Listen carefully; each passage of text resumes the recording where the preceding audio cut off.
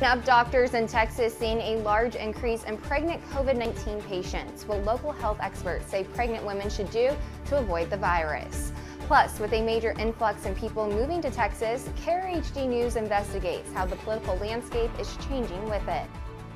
Now, it looks like temperatures will be heating up into the 90s as we make our way into the weekend, and there could be an isolated storm threat for far eastern areas, but overall, it's looking like a pretty warm September weekend on the way. Your 25 News starts right now. Connecting the Brazos Valley, this is KRHD News. Good evening and thanks for watching Krhd News at 6. I'm Hallie Jones. Misinformation has led to a large number of pregnant women going unvaccinated, but doctors say the vaccine is safe for them. Krhd News reporter Rebecca Fiedler talks with some local medical professionals about the vaccine and its effects on pregnant women. Expectant mothers want the best for their babies, and the newness of the COVID-19 vaccine can be daunting. But doctors and nurses urge new mothers to trust the science behind the vaccines and to trust the hands-on experience of frontline workers. Gabby Giles is both a frontline worker and a new mommy. She works as a nurse in the Brazos County area, and she gave birth 3 months ago. Giles says that she's very thankful she received the Moderna immunization during her pregnancy, and just in time, as she had contracted COVID-19 during that waiting period between the first and second shots. I talked to my OB afterwards. She said the main thing that saved you from being very sick is because you got your first vaccine.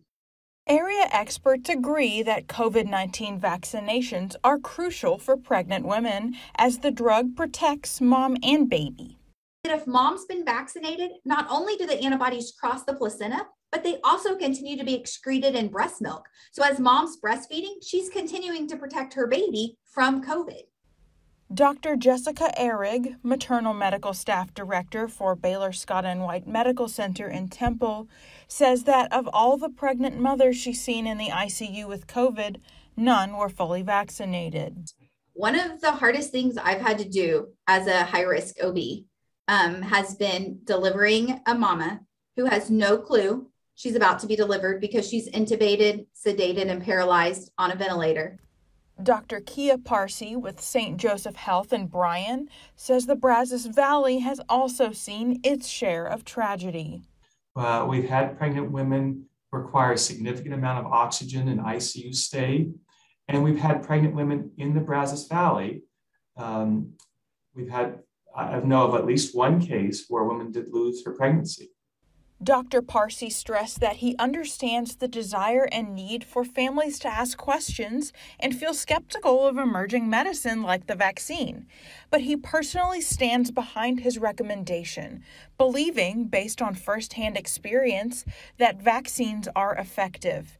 And take it from moms like Gabby Giles. It's our responsibility, not only as a society, but as parents, to pass on that immunity to our kids if we're able to. Reporting in the Brazos Valley, Rebecca Fiedler, KRHD News. Pregnant women are a demographic with one of the lowest vaccination rates in the country. According to the CDC, as of September 4th, only about 25% of women ages 18 to 49 received at least one dose of the vaccine. The national average for that age group in general is about 61%. And public health organizations are investing money into COVID research on long-term effects. The National Institutes of Health is giving $470 million to New York University to look into the long-term effects of the coronavirus. The goal is to build a massive database on what people nationwide are going through. Enrollment for the studies is expected to begin in the next few months. The 2020 census shows that many folks across the country are headed to Texas, the Lone Star State grabbing 2 new U.S. House seats in the last count. Tonight, KRHD News investigator Dennis Turner finds out where all that new political power is shaping up. The eyes of Texas have favored journalist, editorial cartoonist, and Californian Michael Ramirez, helping him win 2 Pulitzer Prizes. Now he says these days, all eyes are on Texas. Part of the problem with Texas right now is most of my neighbors are moving there. That migration helped Texas gain 4 million in population in almost every category in the 2020 census, even whites, whose numbers shrank nationally. It puts Texas in an interesting position. First, Texas will gain 2 new seats in the House of Representatives. As widely honored demographer Dr. Dudley Poston of Texas A&M points out, those House seats created by minorities who might not get the benefit of the extra representation as lawmakers draw new legislative districts. I would think you could make the argument that they should be going to non-white districts, but I doubt whether the Republicans, who are mainly white, I doubt whether they're going to put them in non-white districts. So I think the Hispanics in particular have a big claim to getting at least one of those seats, but who knows? Dr. Poston also points out the power in Texas remains in the Texas Triangle, the space between Houston, Dallas, and San Antonio. In fact, 44% of the state's growth happened in just 5 counties. The 5 big ones, of course. In that triangle is about 90% of Texas, and Texas is a big state. The Texas Triangle controls a tremendous amount. When you think of the people out in El Paso, or the people in far East Texas, areas that don't quite get the same representation as those inside the triangle.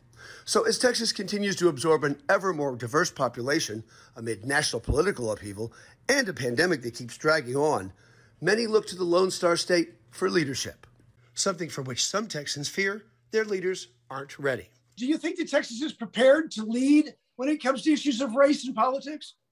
No. The politicians here, they're very impersonal.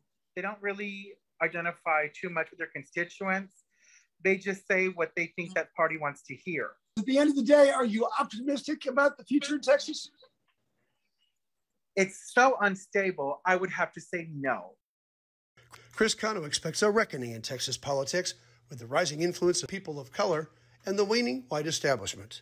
Texas can either go one way or the other. I mean, it is a superpower when it comes to, its electoral vote and the evolution of its demographics. And he adds, whether or not the nation veers into more divisive politics or a more collaborative, inclusive approach may well depend on decisions we everyday Texans make as we vote for national, state, and yes, even local leaders. As the eyes of the nation look to Texas.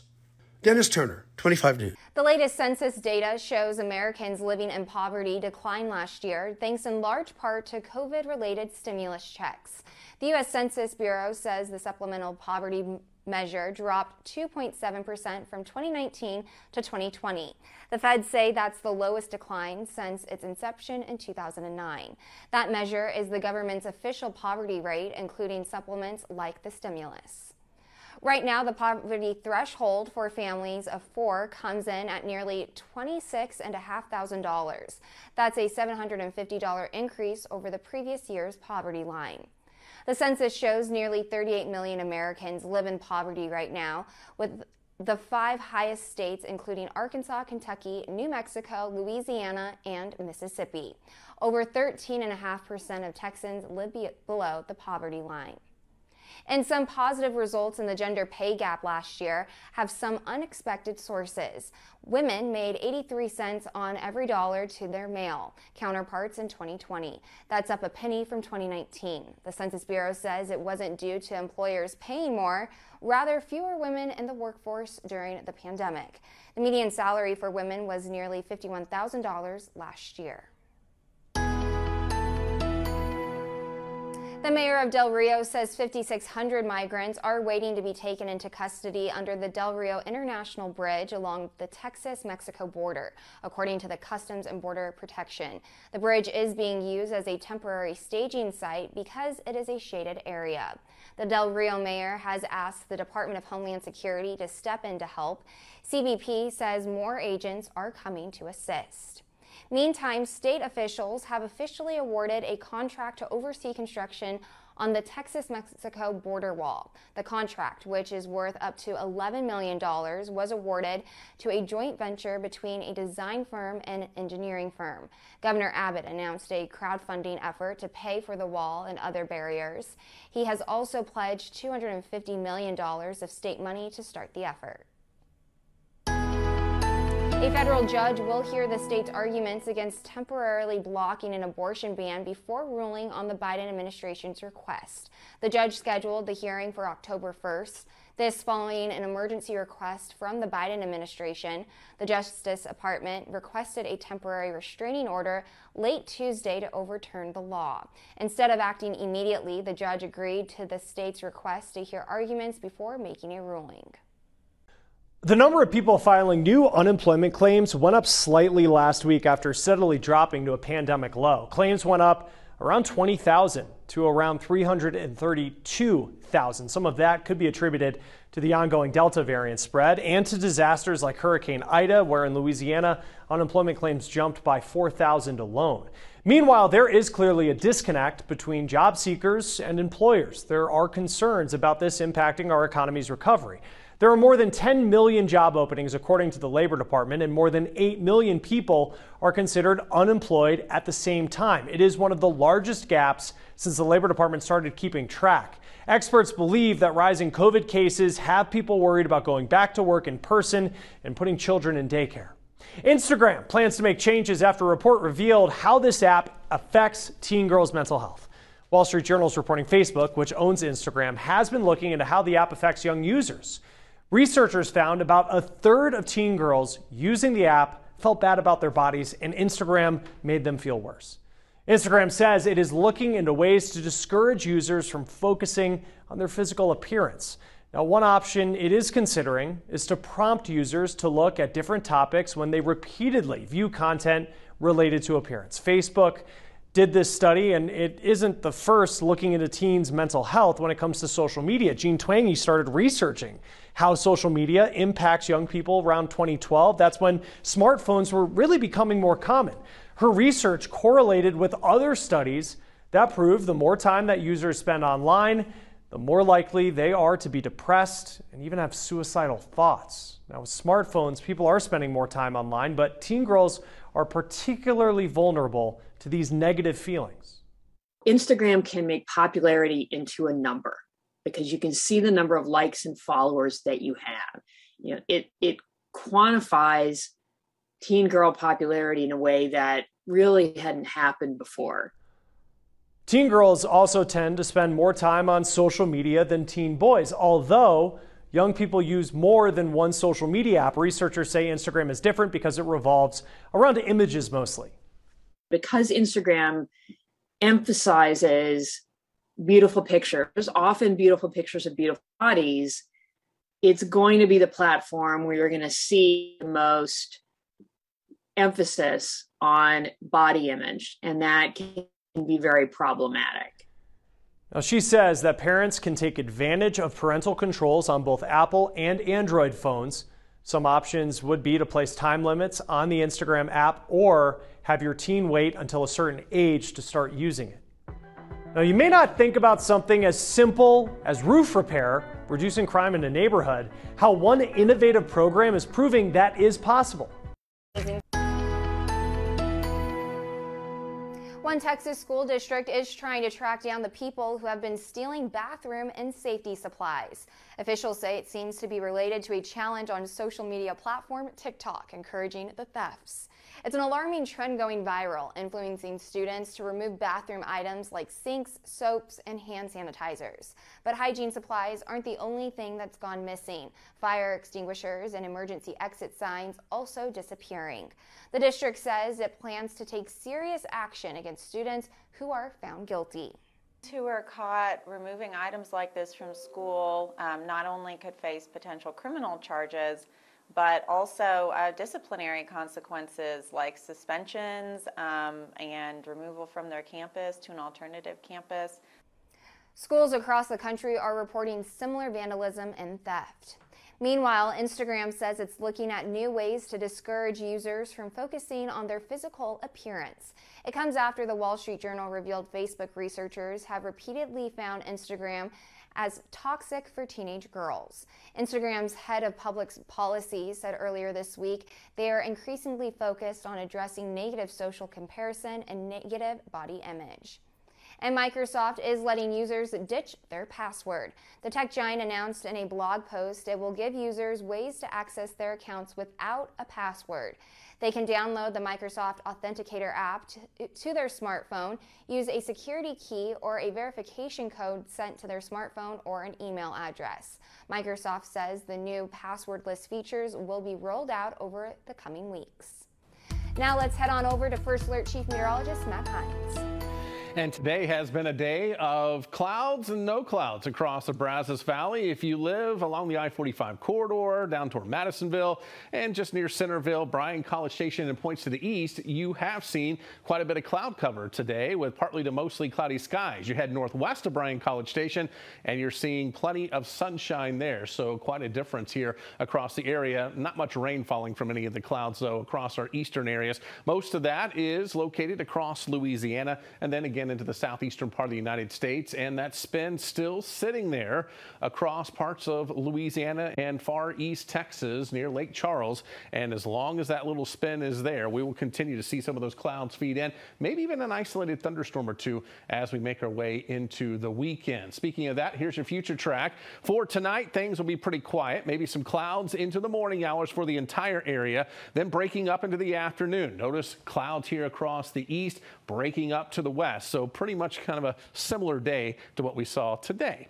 Then as we push into Saturday, that little area of disturbed weather to our east may try to pinwheel a little farther back to the west. So a few isolated thunderstorms will be possible. The farther south and east you are, the better chance of that slight chance you will have. I think higher chances will be across southeast Texas over into far east Texas and Louisiana. And checking out temperatures tonight, making it down into the upper 60s and low 70s. We'll go about 72 in Bryan College Station, 68 Franklin and Cameron. Then tomorrow, highs into the low 90s east, mid 90s west. Again, clouds helping you out here along the I-45 corridor, warming up as you head from Highway 6 to the west. And looking at your forecast, temperatures will be into the mid 90s on Friday. There's your isolated thunderstorm chances Saturday and Sunday with 92 to 94 degrees on your high temperature. Getting hot Monday and Tuesday, but there will be a chance for a few thunderstorms by Tuesday evening. That's association with a cold front that could cool us off by Wednesday. As cities look at how to reduce crime, one investment that could help may not be something you'd expect. We're talking about home repairs. New research looked at a unique program in Philadelphia that started years ago, and the Basic Systems Repair Program provides free repairs with people qualifying based on their income. Those repairs are for electrical, plumbing, heating, structural, and roofing issues. It pushes away from just the aesthetic arguments that have been made about investment, right? And really kind of brings us to the more structural view, the acknowledgement that real investments in the housing stock, and particularly ones that might not even be something that most people see, are actually really critical to the welfare of that unit, but also to neighborhoods more broadly. Vincent Reyna is one of the researchers who looked at the program. They analyzed more than 13,000 people who received the grants for their homes. The recipients were predominantly Black or Latino. The researchers found that blocks where homes were repaired saw 22% less crime overall. It could be happening through a mechanism of someone feeling safer in their home and feeling more stable, and that translating to other investments they make or ability to make investments and things along that lines. It could be that that investment in that house leads to other public investments on that block, or leads to other people making investments in similarly on that block.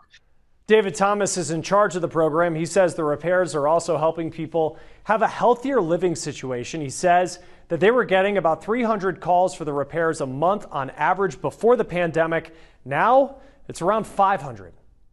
I don't know where people would go right now in many respects. And you see the homeless population has only increased. So if we're able to reduce that and mitigate those concerns, I think that's the value that me and my staff feel we bring each day.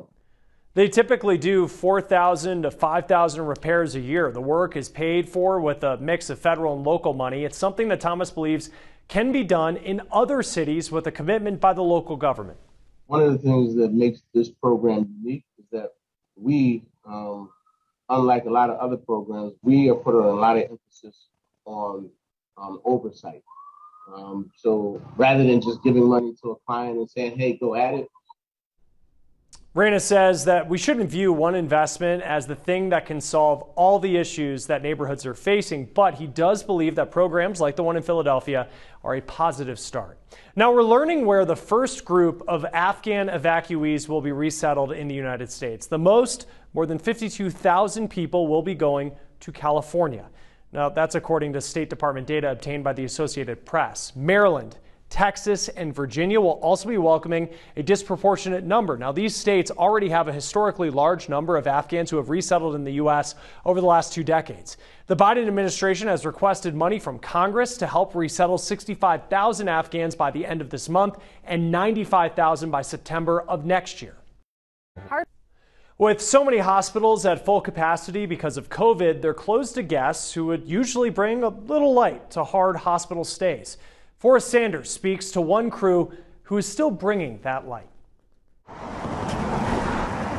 It seems like music just brings on the best discussions, like greatest guitarist of all time. Chet Atkins. Yep. Right? You don't like Eddie Van Halen? What's wrong with you? Yeah, well, that's a guy. I'm not a real big rock guy. I'm going to stick with Eric Clapton. Best album of all time. It was Sgt. Pepper's. It's one of Eric Clapton's, but I don't remember which one it is. You know, Wayne Jackson, Sam English, and Chuck Hamilton do a little music themselves, a style called barbershop. It's lasted far beyond the Norman Rockwell days to now, with the National Barbershop Harmony Society. And the guys say it's never more gratifying than here. So we are the Nashville Music Medics.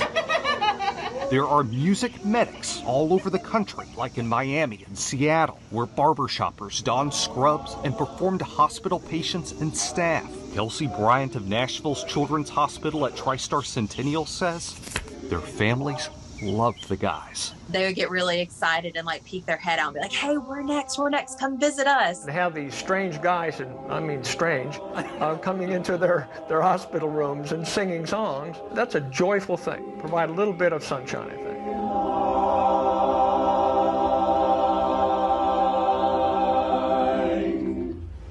But the guys who bring that sunshine know hospitals are seeing their share of dark days. COVID stopped their performances for more than a year.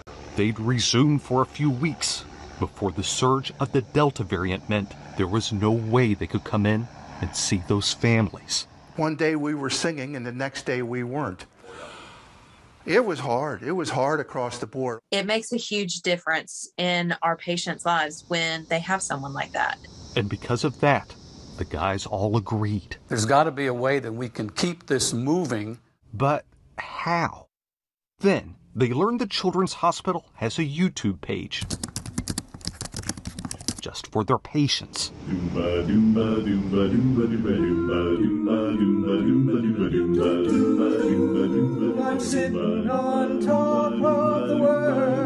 The music medics could record videos just for the people at the hospital during these hard days.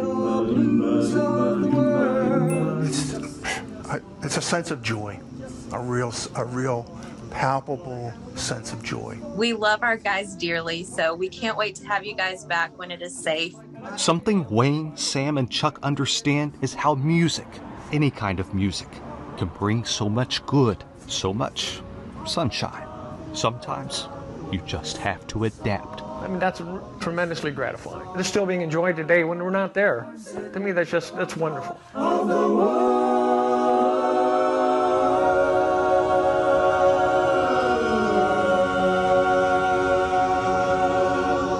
In Nashville, Tennessee, I'm Forrest Sanders. Great stuff, Forrest. Thank you. Now, there is a new attraction to working somewhere other than inside a big office, but not at home full time. The precautions being put in place to make public co-working spaces safe.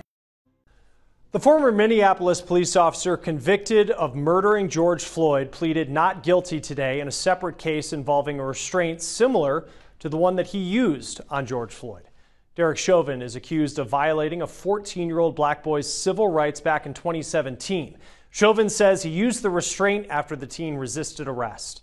Security is increasing ahead of Saturday's Justice for J6 rally in Washington, D.C. A fence is now up around the Capitol. Capitol Police have asked the Pentagon to free up the National Guard. The TSA says it is also boosting security at some airports. The protesters are rallying in support of those involved with the January 6th insurrection. Now, when you think of the country's ties to slavery, your local church may not often come to mind, but some of the most historic places of worship are starting to reconcile with that connection. Chris Conti shows us how a new national program is helping start a difficult conversation. Listen, my children, and you shall hear of the midnight ride of Paul Revere. On the 18th of April in 75, hardly a man is now alive who remembers that famous day and year. That poem, immortalizing perhaps the most famous Paul in American history, was taught in classrooms nationwide. Paul Revere, who to this day is single-handedly credited with warning American troops that the British were coming. He hung 2 lights in the bell tower of the Old North Church in Boston. The British were coming by sea, and the American Revolution was underway. We are a historic site, really a national icon that is most famous for literally 1 minute in a 300-year history.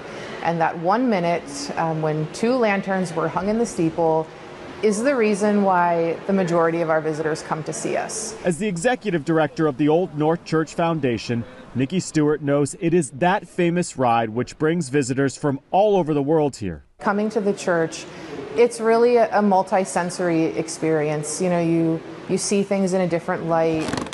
You hear the creaking of the boards, right? 300 years old. This place is steeped in history. But it turns out the history taught here is not a completely accurate portrayal of Old North's past. We really became a lot more knowledgeable about our connections to enslavement and the slave trade, particularly through Captain Jackson in 2019. A contradiction, perhaps, of biblical proportions. This church, so synonymous with its ties to American freedom, had many members back in the 1700s who were connected directly to the slave trade. The church recently received a $75,000 grant from the National Endowment for the Humanities. That money will be used to overhaul educational programming here to better reconcile and integrate the church's ties to slavery. And we as the foundation had to engage this. We had to face this and to talk about it. Jonathan Chu is a history professor. He sees this grant and the 240 others distributed to churches nationwide as an opportunity for organizations to better educate the public about their ties to slavery. All these stories are complicated, that you have to think about them. We have to have an honest look and really open dialogue about our country's ongoing struggles for equity. And while none of this will change Paul Revere's famous ride, it will perhaps give this place a more accurate chance to portray its history. In Boston, Massachusetts, I'm Chris Conti. All right, Chris, thank you. And new research should offer some relief to parents struggling with how much time their kids are spending on screens. We'll talk about the ways that it could be actually benefiting them. Misinformation spread online recently is leading to a new mask myth that masks impair child development. Krhd News reporter Rachel Espaillat speaks with health officials who are working to debunk this myth. It's important to keep in mind what a mask does and why it's so effective. It doesn't put a child at risk of carbon dioxide poisoning or affect a child's ability to develop communication skills, a miscommunication that the Brazos County Health District says it's been hearing more often. Big blanket statements isn't something that we can really do, but what we can encourage is an open conversation. But at the end of the day, only you, your doctor, and your child can decide what the best solution is. If you are concerned about your child wearing a mask, the Brazos County Health District recommends you talk to your child family doctor. In Brazos County, Rachel Espaillat, KRHD News. NFL Week 2 kicks off tonight with the NFC East Division matchup between New York Giants and the Washington football team. WTAW's Zach Taylor joins us now with sports. Here's your 25 sports update with WTAW's Zach Taylor. Hey KRHD viewers, Texas A&M men's golfer Sam Bennett notched his 9th career top 5 finish as he tied for 3rd place at the Merideau Collegiate Invitational yesterday. The senior from Madisonville fired a final round 4 under 68 to finish at 6 under for the tournament. Now as a team, the 16th ranked Aggies placed 6th at 17 over. Jake Myers and Marwin Gonzalez smacked back-to-back home runs, and the Houston Astros rolled past the Texas Rangers last night 7-2. Now, Houston has now scored 7 or more runs in half of its 85 wins this season. The Astros and Rangers wrap up their Lone Star Series tonight at 7:05 in Arlington. Dallas Cowboys defensive end DeMarcus Lawrence is expected to miss 6 to 8 weeks after undergoing surgery for a broken foot. Dallas was already missing fellow defensive lineman Randy Gregory, who's been placed in COVID-19 protocol. And week 2 of the NFL season officially kicks off tonight as Washington hosts the New York Giants at 7:20. From the WTAW Sports Studio, I'm Zach Taylor.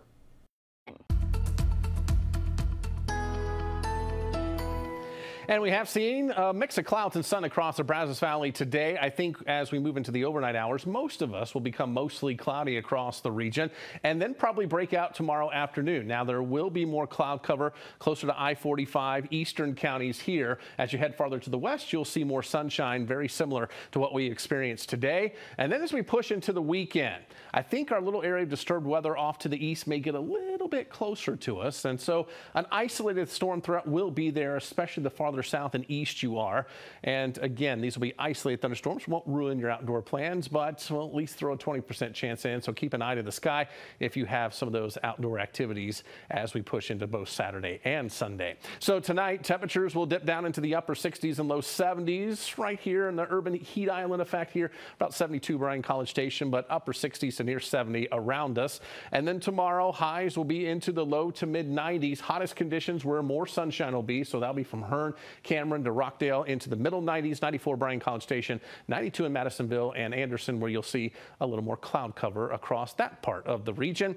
And looking at your forecast, temperatures right around 94 degrees on Friday, 92 Saturday, and 94 Sunday. Could be an isolated storm threat as we head into the weekend. Mid 90s on Monday, south winds blowing, and that's going to be a hot breeze, and 95 degrees by Tuesday ahead of a cold front, which should arrive late Tuesday. 40% chance to scatter thunderstorms with that.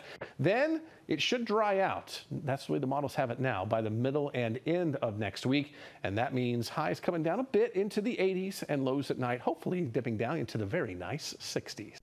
The return to work, to say the least, has been a bit of a bumpy ride, with Delta surges causing many large companies to hold off on bringing back some workers in person. An estimated 42% of Americans continue to work remotely, according to FlexJobs, but some are finding collaboration and a hybrid schedule are best, so they're investing in smaller public spaces.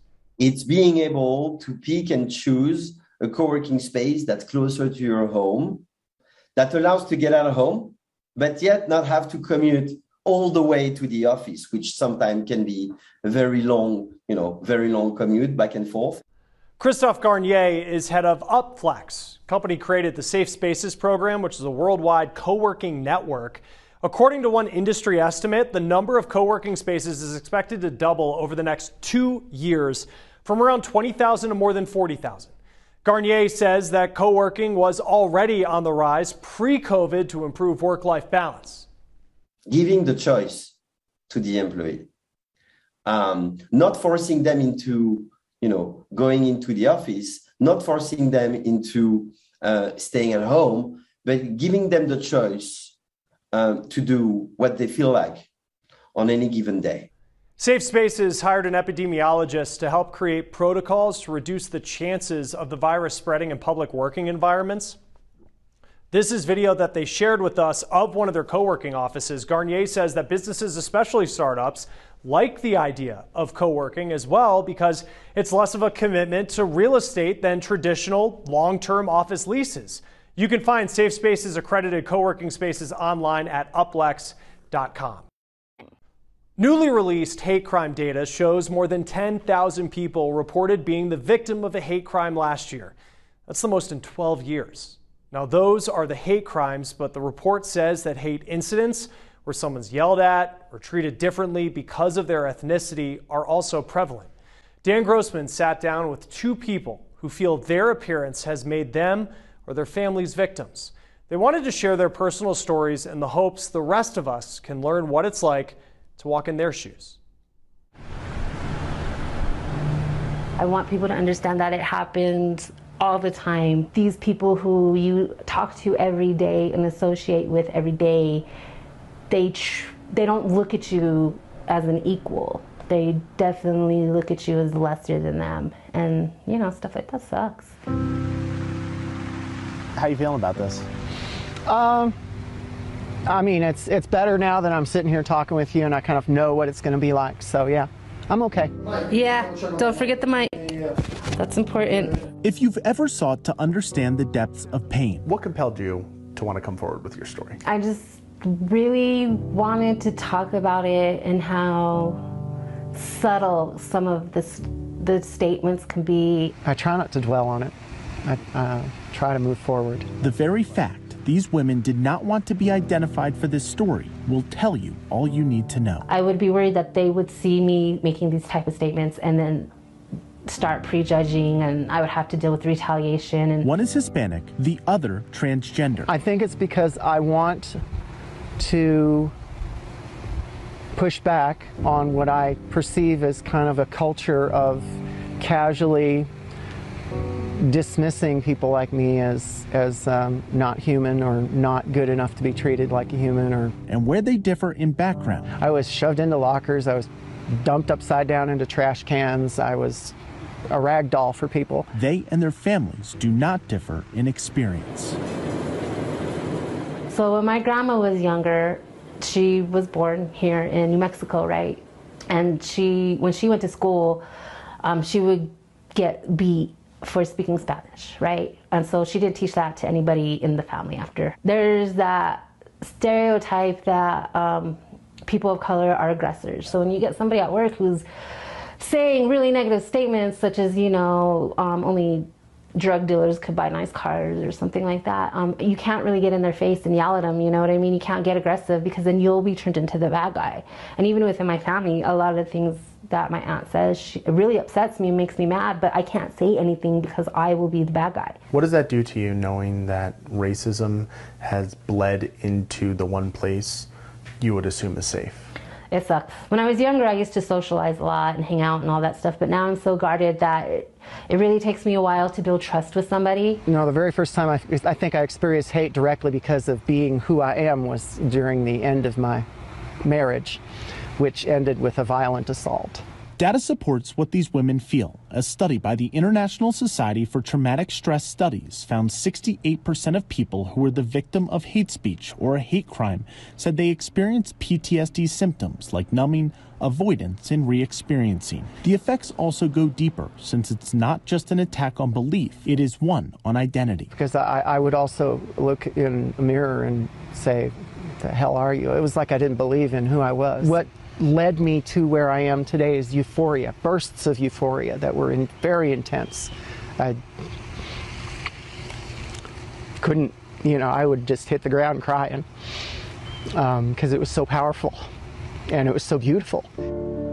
Perhaps this is why we call those who endure this kind of hate survivors. You know, in a way, I feel it has kind of made me a better person because I do not hold those same type of judgments towards people. There's no way any of this harassment could ever drive me back. I'm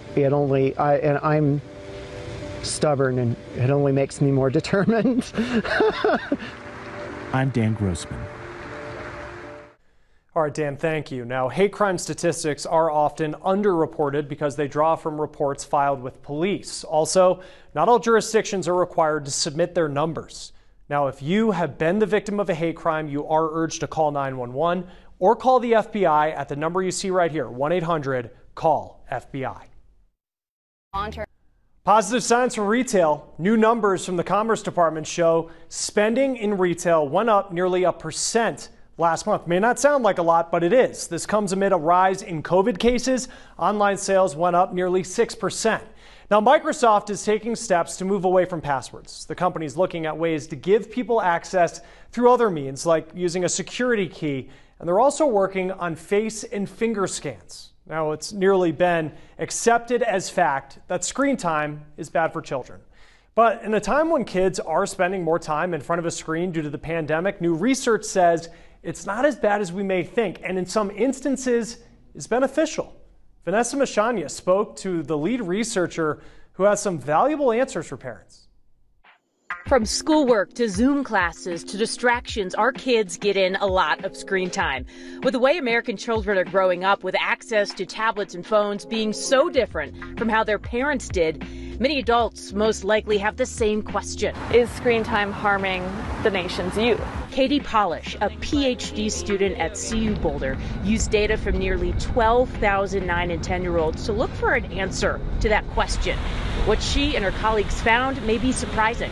We saw that it was related to a greater number of friendships and stronger social relationships. And we really didn't see anything with depression, anxiety, anything like that. So those are all good things. There was an association in a small number of kids who spent more time on screens with attention disorders, poor sleep, and lower grades.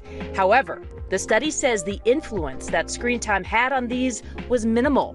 For example, socioeconomic status had 2.5 times greater of an impact on such behavioral outcomes. So any effects that we are seeing of screen time are very small, and they're really not dire. As far as stronger social relationships, Polish says that usually came through online gaming, texting, and social media. But if children are to participate in these, she urges parental involvement. It really comes down to using common sense with screens and seeing like, hey, if this video game is beyond the age level of my child, maybe this is something we want to monitor. But what about the amount of screen time? The study found the average screen time for kids was 4 hours on weekdays and 5 hours on weekends. Even given that seemingly high amount of hours, the impacts were small. Polish says one thing to keep in mind, however, is the content they're consuming. The more kids are using their brains, the better. You should be mindful of screens and what your child is doing on screens, because certainly different activities can lead to different things. Like we know video gaming is more social versus something like watching TV, which is very stagnant. But the bottom line is, while you should be mindful, you really don't have to.